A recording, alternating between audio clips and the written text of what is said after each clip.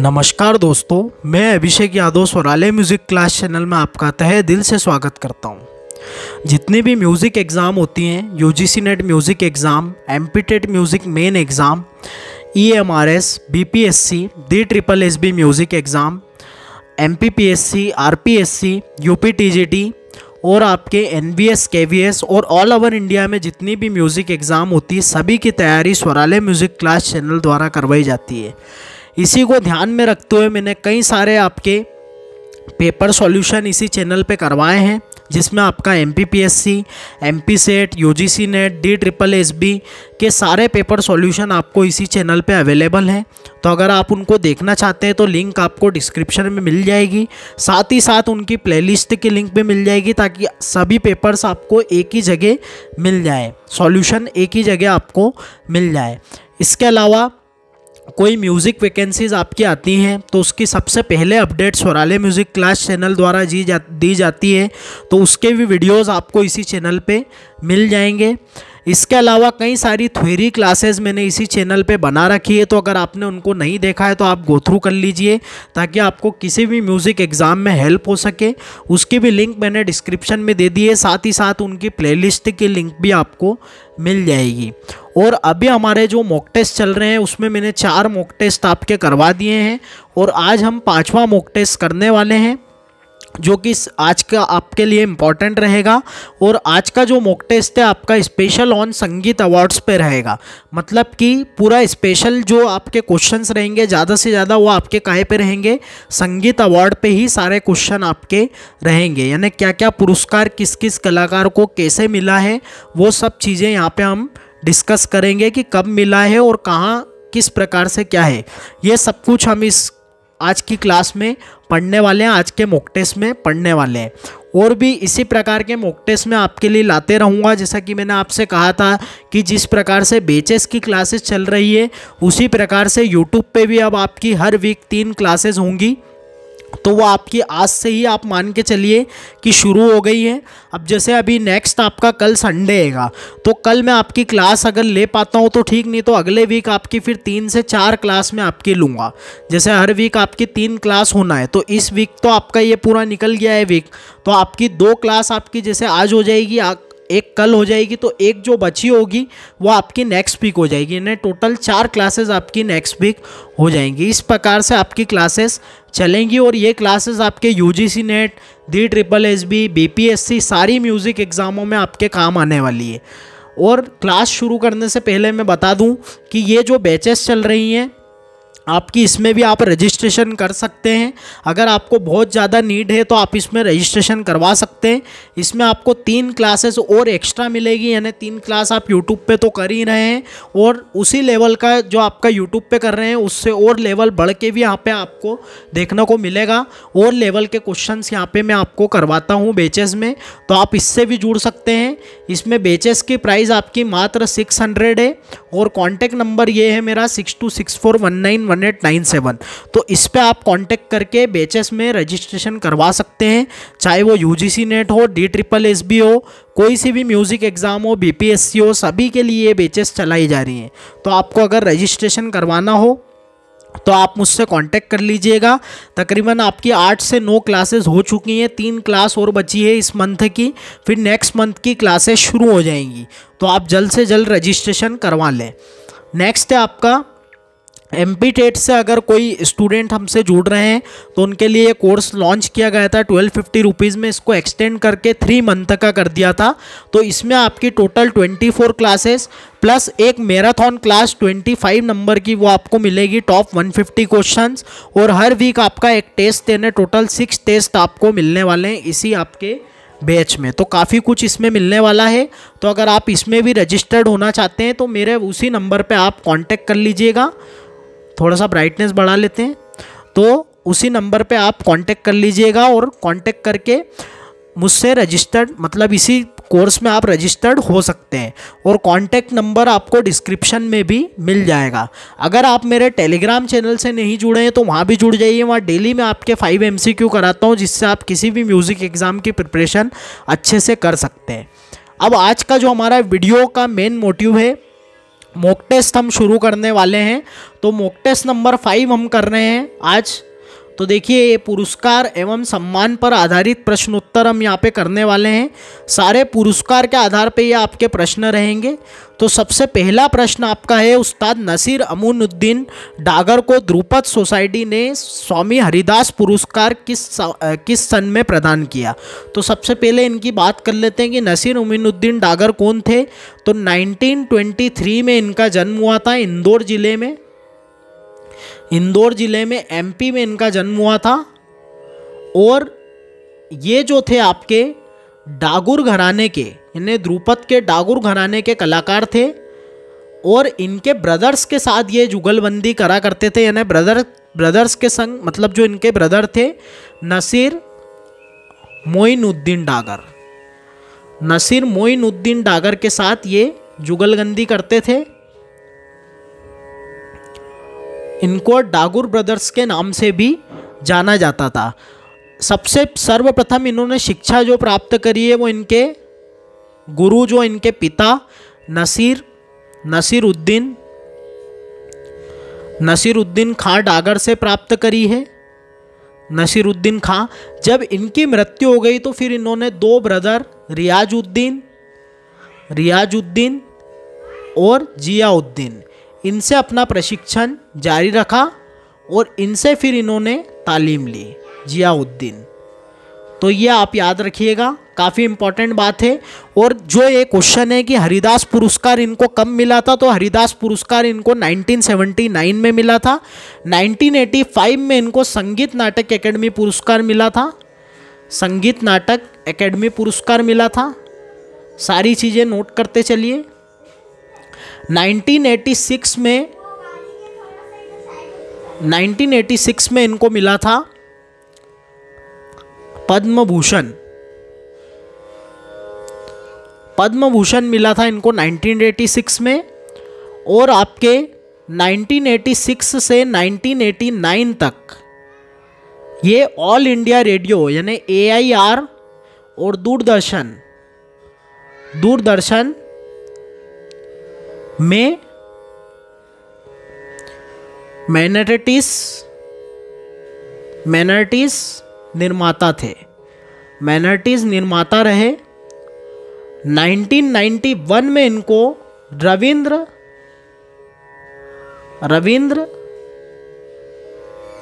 विश्वविद्यालय से डिलीट की उपाधि प्राप्त हुई।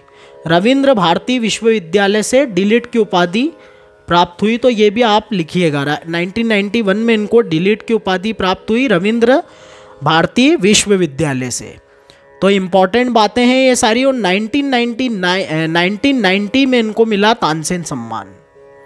1990 में इनको मिला तानसेन सम्मान। तो ये आप नोट कर लीजिएगा, काफ़ी इम्पॉर्टेंट, मैंने सारा कुछ बता दिया है। और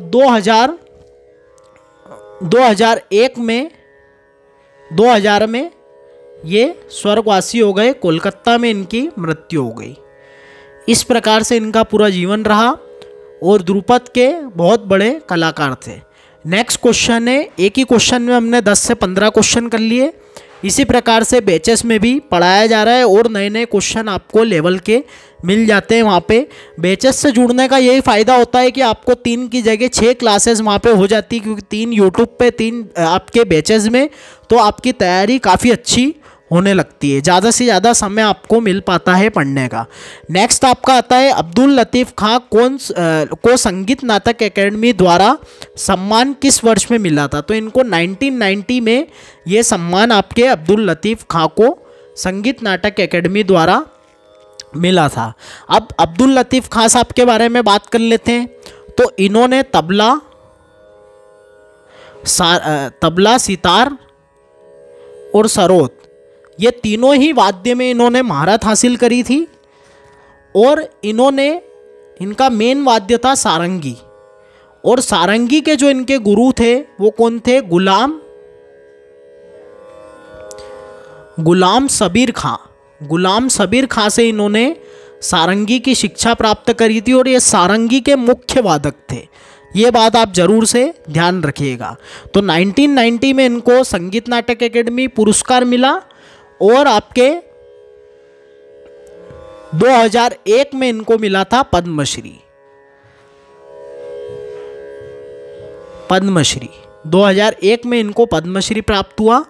नेक्स्ट हम चलते हैं तो नफीस खां को सूर श्रृंगार संसद बम्बई ने तालमणि की उपाधि से किस वर्ष में नवाजा था? तो 1983 इसका करेक्ट आंसर है। नेक्स्ट चलते हैं, अगर सूर श्रृंगार वाद्य की बात करें तो ये आपका सारिका विहीन वाद्य है, तो ये आप याद रखिएगा, सारिका विहीन वाद्य है और ये 3 वाद्यों के मिश्रण से बना है। कौन कौन से आपके? एक आपके आहती वीणा, सॉरी आहिरी वीणा या अहिरी वीणा भी कह सकते हैं आप, अहिरी वीणा, रबाब और आपके लास्ट आता है रबाब। एक बार फिर से मैं लिख देता हूँ, अहिरी वीणा, अहिरी वीणा, रबाब और आपके कच्छपी वीणा से इस वाद्य की रचना हुई है। इस वाद्य को बनाने का श्रेय आपके जाता है प्यार खां, प्यार खां, बसर खां, जो कि तानसेन के आपके वंशज थे, और बसर खां के बेटे मोहम्मद अली खां तानसेन के आखिरी वंशज थे जिन्होंने इसकी न्यू संभाली, यानी सूर श्रृंगार बजाते थे मोहम्मद अली खां। इस प्रकार से आपके सूर श्रृंगार का वर्णन मिलता है।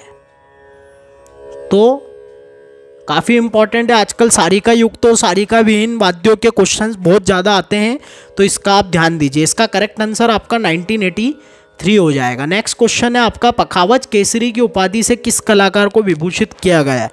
सभी को पता है इसका आंसर, कुदौ सिंह। अहमद जान थिरकवा की बात करें तो इनका जीवन जो बचपन गुजरा है इनका काफ़ी गरीबी में गुजरा है। इनके पिताजी जो थे वो इनके 2.5 साल में शांत हो गए थे। माताजी भी इनकी 4 से 5 साल की उम्र में शांत हो गई थी। तो इनकी दादी ने इनका लालन पोषण करा और इनको ये ले गई थी बनारस सिखवाने के लिए तबला। तो इन्होंने तबला सीखा भैरव प्रसाद मिश्र से। भैरव प्रसाद मिश्र से इन्होंने तबले की तालीम ली, जो कि आपके भगवत जी के शिष्य थे। और भगवत जी इनके शिष्य थे, तो ये आपके थे भगवत जी के शिष्य थे, और भगवत जी आपके थे राम साहेब मिश्र के शिष्य। यानी जो आपके तबले के बनारस घराने के प्रवर्तक जाने जाते हैं राम साहेब मिश्र, उनके शिष्य थे भगवत जी। भगवत जी के भैरव प्रसाद मिश्र, वो भैरव जी अलग हैं, ध्यान रखिएगा। जो आपके पंजाब घराने के प्रवर्तक है वो भैरव प्रसाद अलग है, ये आपके भैरव प्रसाद मिश्र अलग हैं, दोनों अलग अलग है, ध्यान रखिएगा। तो भैरव प्रसाद मिश्र जी से आपके अनोखे लाल मिश्रा जी ने शिक्षा प्राप्त की। तो बहुत संघर्ष किया इन्होंने अपने जीवन में और काफ़ी ज़्यादा इनका कठिन रियाज होता था। ये कहते हैं कि 18-18 घंटे इन्होंने रियाज किया है। कई बार तो इतना रियाज करा है कि इनकी तबीयत तक खराब हो गई है, लेकिन इतने बड़े तबला वादक के सामने तबीयत उनकी, मतलब बुखार क्या टिकने वाला उनके आगे। और नादिन दिन्ना के जादूगर इनको कहा जाता है, नादिन दिन्ना के जादूगर कहा जाता है। और धकिट तिकिट, धकिट तकिट, ये बोल भी इन्होंने खूब बजाया है। तो ये था इनका वर्णन थोड़ा सा। अहमद जान थिरकवा आपके फर्रुखाबाद घराने से हैं, फर्रुखाबाद घराने से हैं। और इन्होंने मुनीर खां जो कि फर्रुखाबाद घराने के, इन्हीं से शिक्षा प्राप्त करी है। कंठे महाराज जी भी आपके तबले के विख्यात थे और इनको वाद्य शिरोमणि के नाम से जाना जाता था, वाद्य शिरोमणि के नाम से जाना जाता था। और ऐसे कहते हैं कि भगवान की स्तुति को बजाने वाले सर्वप्रथम तबला वादक यही है। भगवान की स्तुति को बजाने वाले, भगवान की स्तुति को बजाने वाले सर्वप्रथम तबला वादक कंठे महाराज जी हैं। और इनके शिष्यों में किशन महाराज, शांता प्रसाद, काफ़ी सारे इनके शिष्य आते हैं। नेक्स्ट क्वेश्चन है, इसमें करेक्ट आंसर आपका कुदौ सिंह हो जाएगा। नेक्स्ट क्वेश्चन है, निम्न में से चक्रवर्ती संगीत राय की उपाधि किसे प्रदान की गई है? तो ये आपके भावभट्ट जी को प्रदान की गई है, जिनके ग्रंथ है अनूप संगीत रत्नाकर, अनुपा कुंज। तो ये सब इनके ग्रंथ है। मतंग मुनि को चैत्रिक भी कहा जाता है। और चित्रा वीणा के, ये चित्रा वीणा इनकी खुद की थी, तो इसलिए इनको चैत्रिक भी कहा जाता है। सारंग देव जी सप्त अध्याय के रचयिता सप्ताध्याय नाम से प्रसिद्ध संगीत रत्नाकर के रचयिता कौन है? सारंगदेव जी हैं, जिन्होंने निशंक वीणा का प्रयोग किया था। तो ये सब इनके बारे में। लोचन जी के कितने मेल है? 12 मेल है। तो ये भी आप याद रखिएगा। और कौन से? आपके राग तरंगिनी के रचनाकार हैं। फिर नसीर अमीनुद्दीन डागर को तानसेन सम्मान, तो ये तो मैंने शुरू में ही बता दिया आपको, 1990 में इनको तानसेन सम्मान प्राप्त हुआ है। नेक्स्ट क्वेश्चन है आपका, उस्ताद फैयाज खां किस पदवी से जाने जाते हैं? तो आफ्ताबे मौसीकी। आफ्ताबे मौसीकी का मतलब है संगीत का सूरज। तो ये आप याद रखिएगा।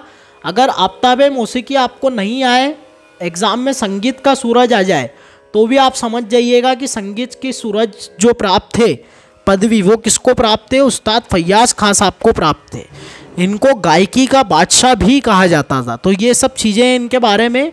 ये इनको पदवी कहाँ से प्राप्त हुई थी? तो मैसूर दरबार से इनको 1938 या 1911, ऐसा मैंने इसलिए लिखा है कि कई बुक में 1938 मिलता है, कई बुक में 1911 मिलता है, तो हमको उस हिसाब से याद रखना है। और इनको बड़ौदा दरबार से ज्ञान रत्न की उपाधि प्राप्त हुई थी। तो ये भी आप याद रखिएगा। मियाँ किनके लिए उपनाम लगता है? तो ये आपके तानसेन जी के लिए लगता है। चलिए नेक्स्ट चलते हैं। पंडित देबू चौधरी को 9 मार्च 2002 को डिलीट की मानद उपाधि से किस विश्वविद्यालय ने विभूषित किया गया? तो ये इंद्रकला संगीत विश्वविद्यालय ने इनको विभूषित किया था।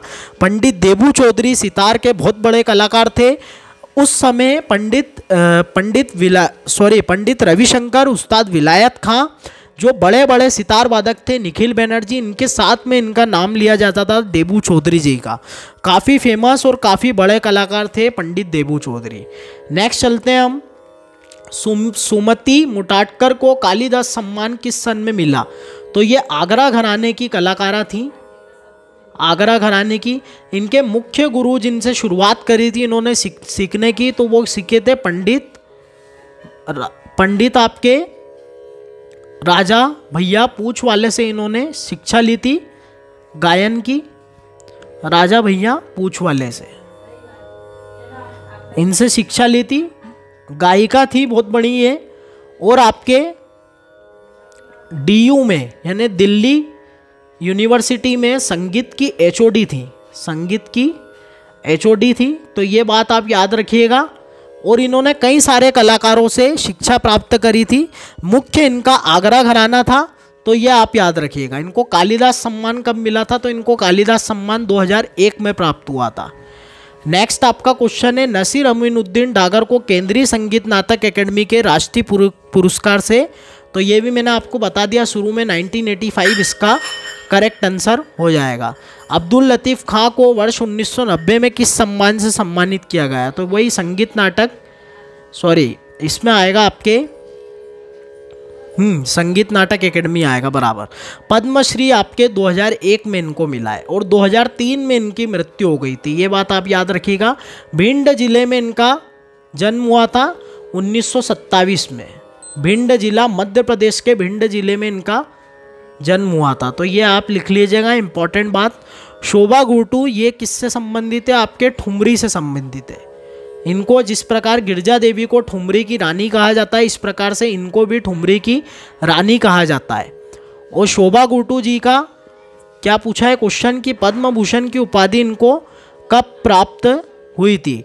तो पद्म भूषण इनको मिला था 2002 में। नेक्स्ट क्वेश्चन है, विश्व मोहन भट्ट जी को 2002 में किस सम्मान से नवाजा गया था? तो 2002 में इनको संगीत नाटक एकेडमी पुरस्कार से नवाजा गया था। नसीर अमीनुद्दीन डागर को 1986 में किस सम्मान से विभूषित किया गया था? तो 1986 में इनको क्या मिला था? पद्म भूषण। तो ये आप याद रखिएगा, ये मैं शुरू में बता चुका हूँ। नसीर अमीनुद्दीन डागर के ज़्यादा क्वेश्चन थे इसमें। किशोरी अमनकर को 2002 में कौन सा सम्मान प्रदान किया गया था? तो इनको पद्म विभूषण सम्मान प्रदान किया गया था। तो इस प्रकार आपके इसमें कुल ये जो श्रृंखला थी, इसमें आपके कुल 15 क्वेश्चन थे। ये वाले पुरस्कार एवं सम्मान पर आधारित प्रश्न थे। तो उम्मीद करता हूँ कि आपको मॉक टेस्ट अच्छा लगा होगा। देखिए ये मॉक टेस्ट जो है पहले से बने बनाए हैं, जो मेरे को कहीं से आपके पेपर प्राप्त हुए हैं अलग अलग प्रकार के। तो किसी में 15 क्वेश्चन है, किसी में 25 है। तो यूँ ना सोचें कि आज सर ने 20 क्वेश्चन नहीं कराए हैं, किसी में 15 है। अभी बीच में एक आध पेपर में आपको 50 क्वेश्चन भी देखने को मिलेंगे। तो सब उसमें अलग अलग प्रकार के क्वेश्चन है, तो हम उस प्रकार के उसमें करेंगे जिस हिसाब से जितने दे रखें। अब पुरस्कार और सम्मान के मात्र 15 क्वेश्चंस थे, तो मैंने उस हिसाब से करवा दिए। फिर कोई मॉक टेस्ट में अलग से आपके लिए बना के लाऊंगा तो फिर मैं आपको उसमें और करवा दूंगा, कोई दिक्कत वाली बात नहीं है। तो आपको जितना करवाया उसका आप आनंद लीजिए। आपको क्लासेस कैसी लग रही है सारा कुछ फीडबैक ज़रूर दीजिएगा। सब कुछ क्लासेस में अवेलेबल है, हर एक चीज़ पेपर सॉल्यूशन से लेकर आपके थ्योरी क्लासेस, मॉक टेस्ट, सब कुछ यहाँ पे चैनल पे अवेलेबल है। तो आपको क्लासेस कैसी लगती हैं, पेपर सॉल्यूशन कैसे लगते हैं, सब कुछ देखिए। मॉक टेस्ट कैसे लगते हैं। अगर आपको सब कुछ अच्छा लगे और दिल से आवाज़ आए तो मेरे चैनल को लाइक, शेयर और सब्सक्राइब जरूर कीजिएगा। Thank you so much. जय श्री राम।